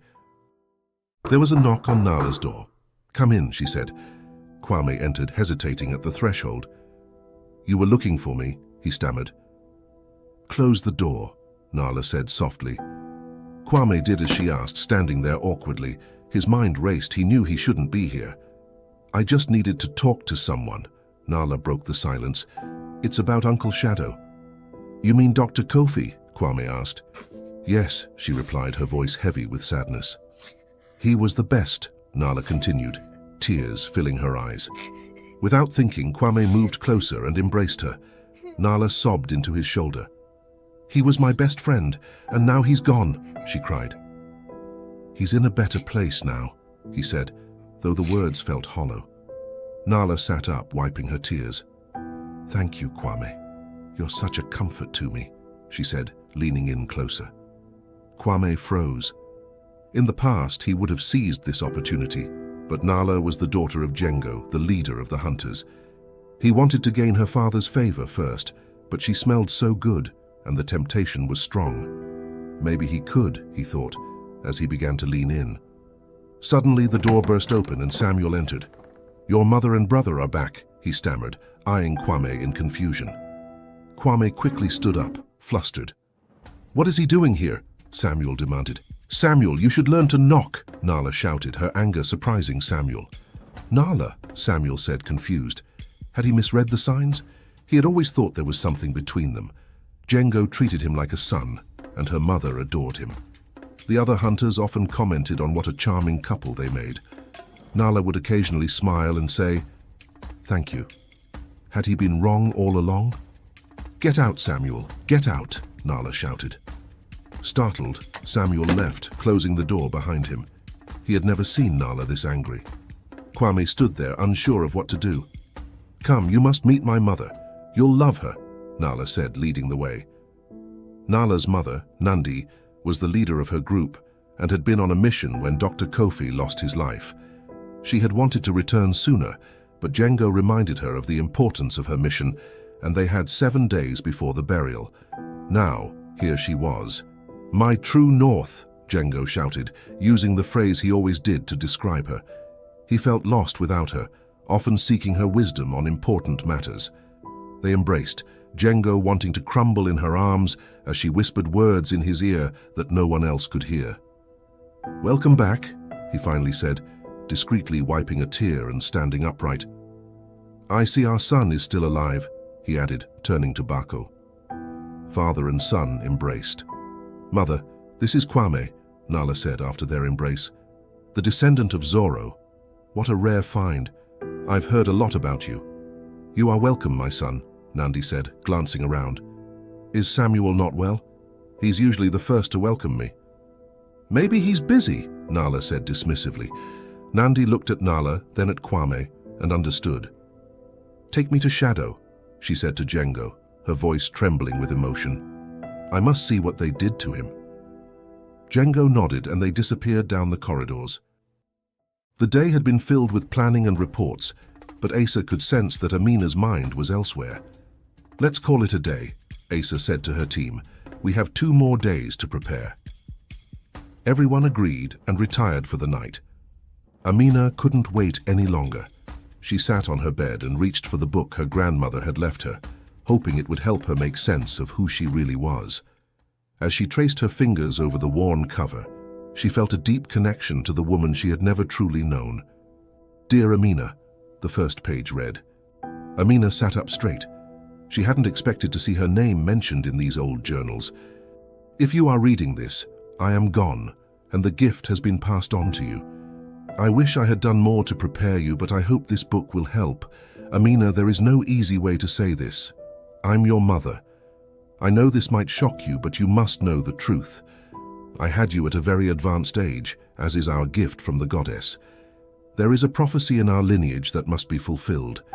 Asa, the queen of the snake people, will rise again, either through you or your children. But I beg you, you must continue this lineage, as I have with you. The people you call your parents were paid to raise you. They are also snake people, like you and me. I made a pact with the snake goddess so that my gift would be passed on to you not at birth, but at the time of my death. I wanted you to have a normal life, as it is not easy being the custodian of this gift. My child, my life has been eventful. I have traveled the world, helping our people evade the hunters and bringing them to safety. I have learned much and documented everything for you, maps, contacts, safe places. My daughter, you are the descendant of Queen Asa. Take heart and never forget that. My code name is Black Rose. Use this name. It will open doors for you. Farewell, my daughter. May the goddess be with you. Your loving mother, Black Rose. Amina sat in stunned silence, tears streaming down her face, a mix of gratitude and sadness. Asa sat beside her, offering silent comfort. The book contained phone numbers, maps, coordinates, and debts owed. This gift was more than Amina could have ever asked for, especially at such a time. Amid her despair, she found a renewed sense of strength. She came from a line of leaders and had big shoes to fill. She had felt a disconnect from her people because she had not grown up like them. She had been human for most of her life. Now she understood the sacrifices made by those who came before her that allowed her to be in such a privileged position. These people were her and she was them. Asa did not say a word but smiled, sensing the wave of transformation within Amina. They sat in silence, reading the journals and entries from Black Rose. Wow, what a remarkable woman, both thought. This marked the end of day 5. Are you enjoying the story? Comment, "I'm still here," to let me know we're in this together. Chapter 8. The Snake Goddess Trial for Creating Demigods. The snake goddess stood before the god of the universe, her head bowed in fear and shame. "Goddess," the god boomed. "how dare you create gods in your own image?" She trembled before him. The one rule he had for all deities was clear: Never make a god in your own image. Yet, here she was, guilty of creating 15 new demigods and goddesses. Do you have an answer, goddess? His voice was stern, filled with a quiet rage that shook her to the core. I would like someone to represent me in this matter. Oh, wise and merciful God, she stammered, her voice trembling with fear. For a moment, the God of the universe was silent. His deep contemplation seemed to stretch on forever. Very well, He said at last, his voice booming. I will allow it. Who will represent you? Morning Star, she whispered, barely audible. The God of the universe narrowed his eyes, a slight smile tugging at the corners of his mouth. What an interesting choice of counsel, he thought. This was going to be a fascinating trial indeed. To truly grasp the weight of this moment, we must go back to the very beginning. You are watching the Tales of the Savannah. Subscribe and be part of the tribe. Now let's get back to the story. The snake goddess sat in her room reading a book. She glanced at the cover. The Tales of the Savannah. The short stories made her chuckle. They reminded her of a book she had written herself, and she wondered what had become of it. It had been years since she went to Earth and sold the book to a trader. 20 cents, the trader had said, offering a paltry sum. She was shocked, insulted even. Do you know the value of this book and who wrote it? She shot back, trying to impress upon him the book's worth. Lady, you're holding up the line. Are you selling or not? The trader replied, impatient. Fine, she snapped back, feeling frustrated and disrespected. How rude, she thought to herself. That was the end of that chapter. There was a second rule for the gods and goddesses. They must not directly influence humans' decisions and destinies. People were supposed to have freedom of worship and choice, but she hoped that by writing her book and putting it into the right hands, she could indirectly influence people to make their own decisions in her favor. In truth, that is what Morning Star had told her, and she hoped this plan would not backfire like the last one. Suddenly, as she sat, she felt a strong pull. A vortex appeared, swirling around her. Is this the end? She thought, bewildered. She was quickly drawn into the vortex and found herself breaking through to Earth, emerging in the midst of a group of fearful men and women. Who dares summon me? Her voice echoed through the forest, demanding answers. Then she noticed her book in the hands of one of the men and a goat lying lifeless in the distance. She understood. This was the moment she had been waiting for. We seek your favor, great goddess, said their leader. We are a family of traders beset by dangers. Grant us the serpent's gift, so we may protect our livelihood and gain the wisdom of the natural world.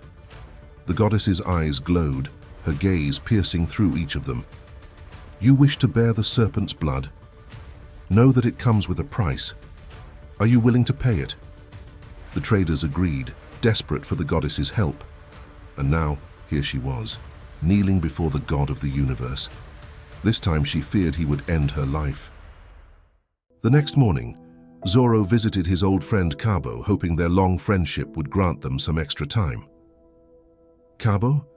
Sia's grandmother has passed. Please allow us to mourn her before bringing the boy, Zorro pleaded. Cabo looked at Zorro, his gaze softening.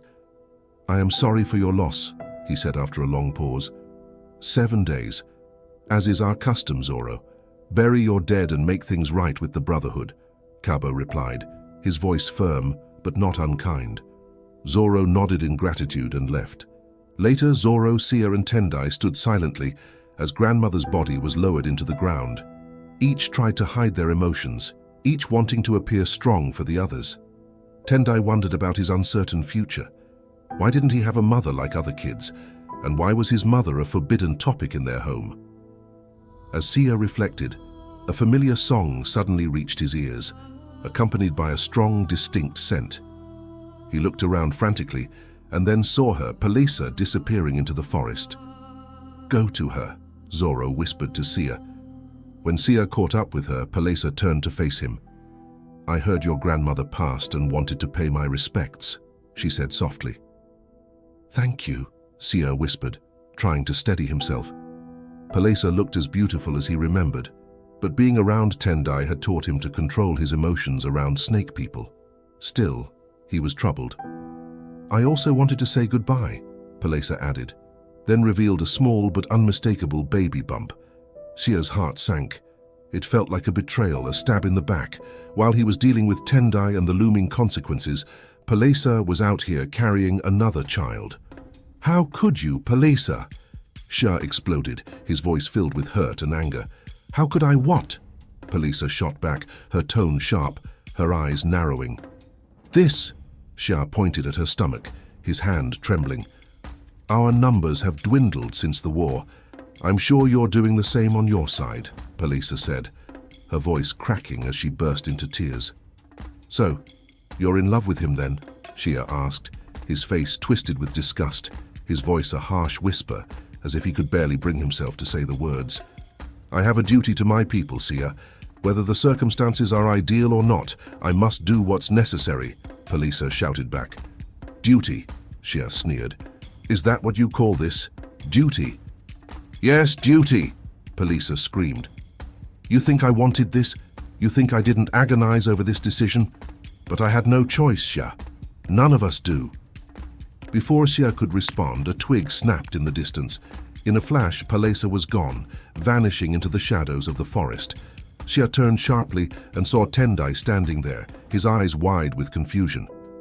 Father, I was looking for you, Tendai said innocently. I see you've inherited your father's tracking skills, but you walk like a duck, Sia joked, trying to mask his pain, illustrating with his hands. Tendai laughed. No, you were shocked to see me, Tendai said, his sharp eyes noticing the tension in his father's posture. Sia chuckled. Come on, I'll race you back home. From a distance, hidden among the trees, Palesa watched them, tears streaming down her face. Farewell, my loves, she whispered softly, her heart breaking as she turned away, knowing that the path she had chosen would forever separate her from them. Jengo stood beside Nandi, waiting for his brother Kabo. Kabo, named after their legendary ancestor, was Jengo's twin brother. Most people couldn't tell them apart until they saw Kabo's scar, a mark from Black Rose that he wore with pride and often boasted about. Baby brother, Kabo shouted as he arrived. By less than 30 seconds, Jengo corrected with a grin. A minute, a year. Who's counting? Kabo replied, pulling his brother into a hug.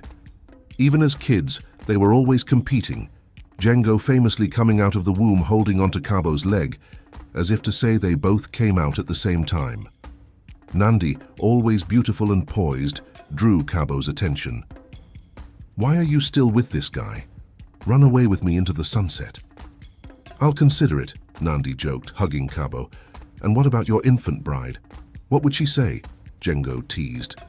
She's not that young, Kabo shot back. Neither are you, Jengo laughed. Nandi shook her head, amused. Despite their playful banter, both men were powerful leaders in their own right. Kabo was a respected general in the human army. The hunters were calculated, infiltrating human organizations and gaining powerful positions to aid the organization in hiding in plain sight. With Kabo's arrival, the Council of Elders was finally complete. What's the update, Kabo? Jengo asked. We've secured the tunnels and evacuated everyone within a 6-block radius, Kabo reported. I know it's not perfect, but it's all we could get approval for. The death of Dr. Kofi has rattled the higher-ups, and they want this snake problem dealt with quickly and decisively. Good, Jengo said, but then added, there is a small hitch. What's the hitch? Jengo asked. We can't use guns, Kabo said. We can't afford any casualties. It would be a PR nightmare. Jengo's eyes sparkled with excitement. Old school style, then. This is going to be an epic showdown, just like Snake Island. Kabo scoffed. Do you call that a victory? Jengo shot him a sharp look. Out there, Kabo was the general of the army, but in this room he was just a council member. He'd better remember his place. Meanwhile, Samuel sat among the elders, his mind elsewhere and nursing a broken heart. His phone pinged. The message he had been waiting for all day finally came through.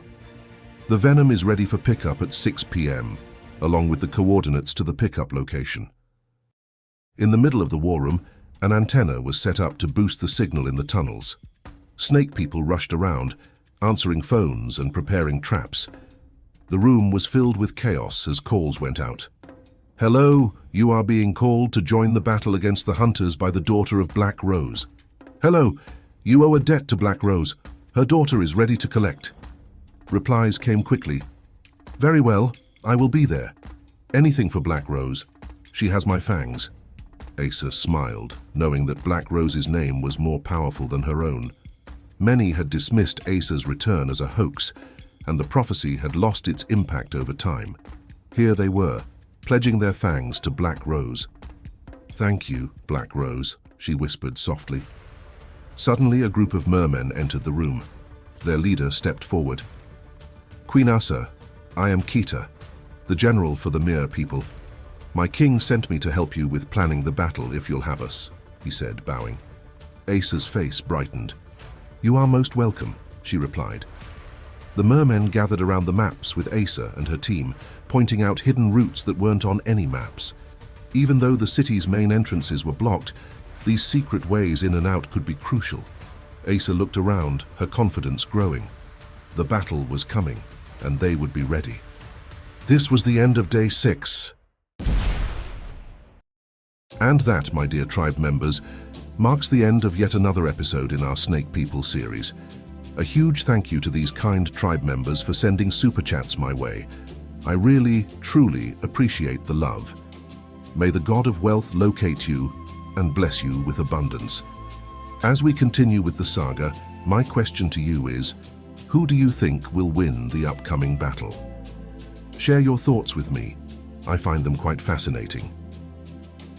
And as always, Chapter 9, Gods Cannot Live Among Men. The God of the universe sat on his throne, his gaze sharp and unforgiving as he looked upon the snake goddess and morning star.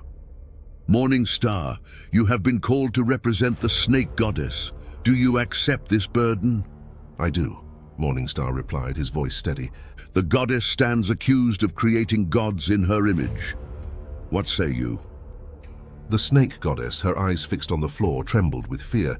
She had not lifted her eyes since entering the court, too terrified to meet God's intense stare. My lord, Morning Star began, this is the second time the goddess kneels before you. The first was when Adam and Eve were cast out of the garden. God's gaze darkened, a silent warning for Morning Star to tread carefully. There can be no justice without truth, Morning Star continued, sensing the shift in the atmosphere. God was known to change the very air around him depending on his mood. Sometimes his rage would manifest as a storm, and Morning Star, aware of this, sought to preempt any such event. Very well, go on, but be very careful, Morning Star. God boomed, his voice echoing through the heavenly halls. Thank you, my lord, Morning Star said, bowing deeply. The matter of the garden in the eyes of many was not dealt with fairly. The goddess was not part of the original plan. Her image was misused, and she was harshly punished for it.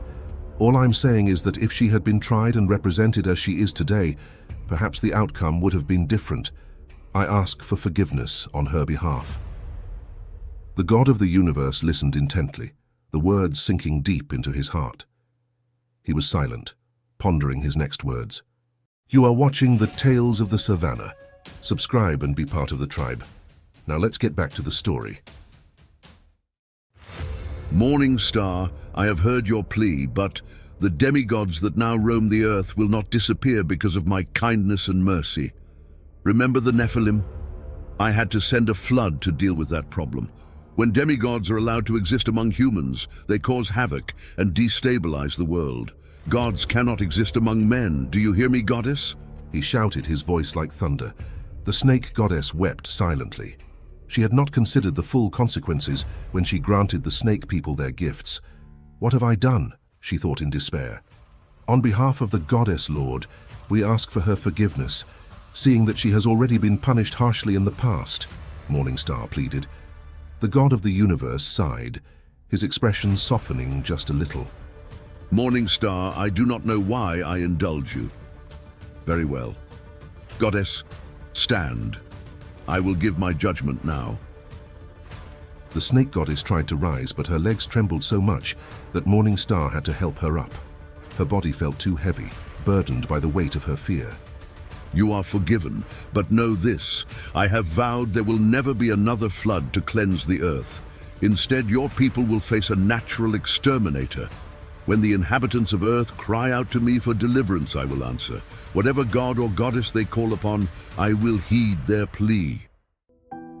Morning Star and the snake goddess bowed deeply and left the throne room, relief and dread mingling in their hearts.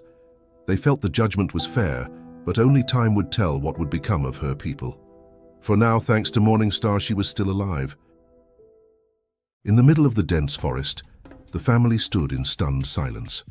Excitement buzzed in the air, but the shock of what they had just witnessed was still fresh.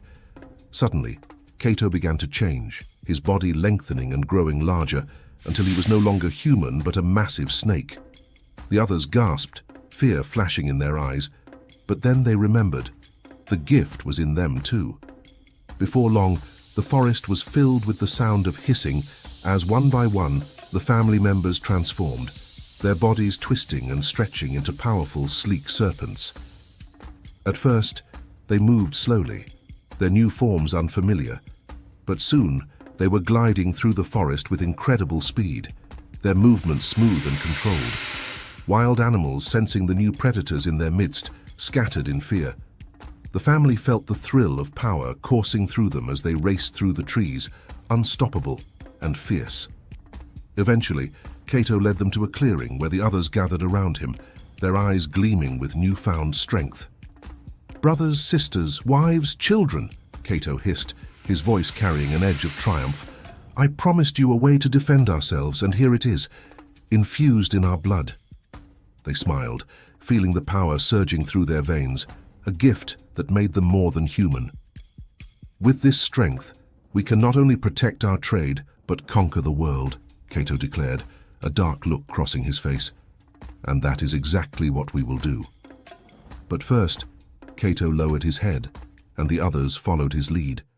"We must give thanks to our Creator."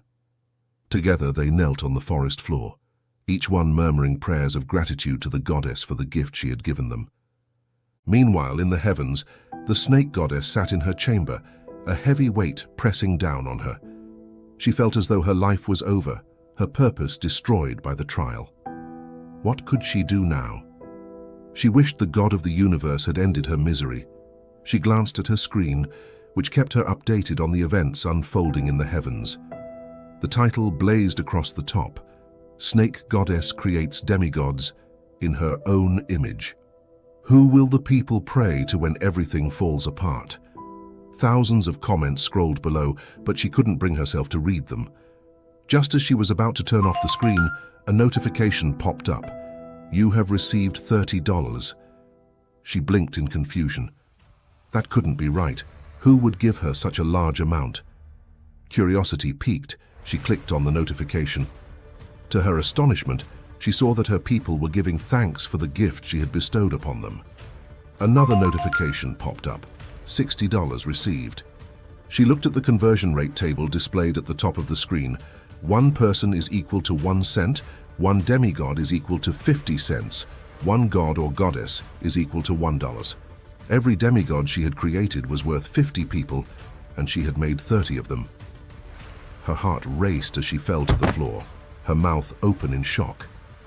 At this rate, she was well on her way to reaching the second tier of divine power.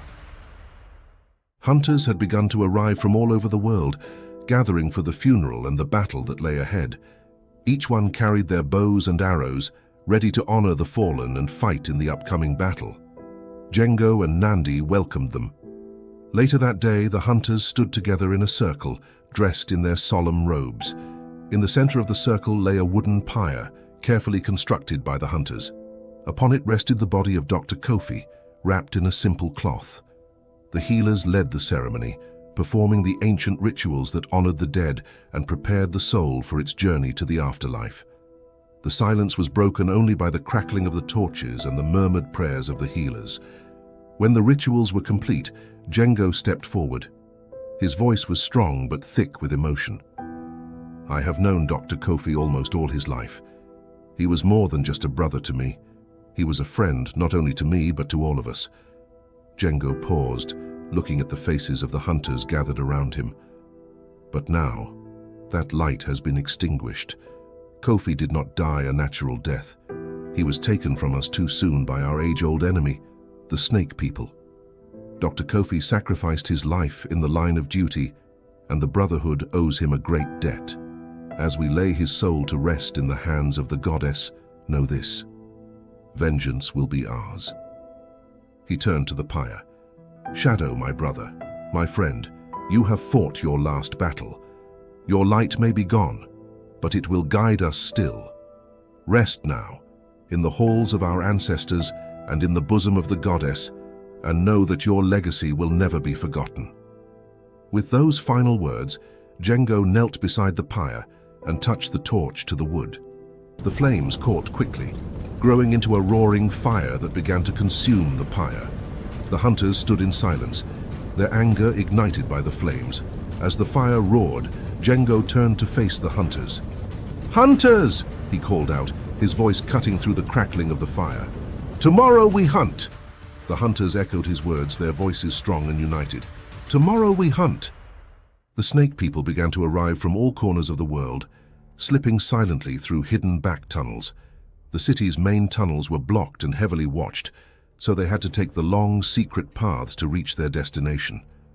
When they finally emerged and saw Queen Asa, they all fell to their knees, shame and regret heavy in their hearts. "Forgive us, Queen Asa," they pleaded. "We didn't believe the news of your return. We thought it was just a hoax," Asa replied, her voice soft and reassuring. "You are here now, and that's all that matters," calming their fears. The tunnels buzzed with activity as Asa, her people, and the mermaids prepared for the battle ahead. A massive trench was being dug, connecting the underground tunnels to the sea. It was hard, grueling work, but it had to be done by hand and done quickly. Buckets of sand were hauled away, the sound of shovels scraping against the earth echoing through the tunnels. Finally, after what felt like an eternity, the trench was complete. Huge pipes were carefully installed, connecting the sea to the tunnel system. Asa watched nervously as the final pieces were put into place. "Do you think this will hold?" Asa asked Kita, the general of the merfolk. "Yes, Queen Asa," Kita replied with confidence. "It will hold." Asa nodded, but her mind was still heavy with worry. So much depended on this tunnel. It had to work. Failure wasn't an option. She glanced around at her people who were working tirelessly, their faces set with determination. She couldn't help but feel a pang of sadness as she remembered the lives lost at Snake Island. She could still hear the screams from that day, the terrible explosion, and suddenly the smell of smoke filled her senses as if it were happening all over again. Her heart raced, memories flooding back, overwhelming her. "Shh, we're okay." Amina's voice broke through the haze, steady and calming. "We have to be strong, for our people. Snake Island is the past, and we must focus on the battle ahead." Asa shook her head, her voice trembling. "Amina, you don't understand what happened that day." Seeing the fear in Asa's eyes, Amina quickly took over the body, her own heart pounding as she tried to prevent Asa from spiraling into panic. "I've been at war with the hunters, and they are vicious," Asa continued, her voice almost breaking. "And so are we," Amina said, her voice firm and full of confidence. Asa looked at her, a small smile tugging at her lips. She was grateful to have Amina by her side this time. Asa closed her eyes, and with every ounce of strength left in her, she whispered a prayer to the goddess. She could feel the weight of her people's trust, their lives placed in her hands, their hopes pinned on her ability to lead them to victory. The echoes of past failures threatened to pull her down, but she fought against them, channeling her fear into resolve. Victory was not just an option, it was a necessity. She opened her eyes, filled with renewed strength, ready to face whatever came next. For her people, for their future, she would not fail. Victory would be theirs. This was the end of Day 7. There is one more episode left in this series. Are you excited for the finale? Let's find out who won the battle together. See you there.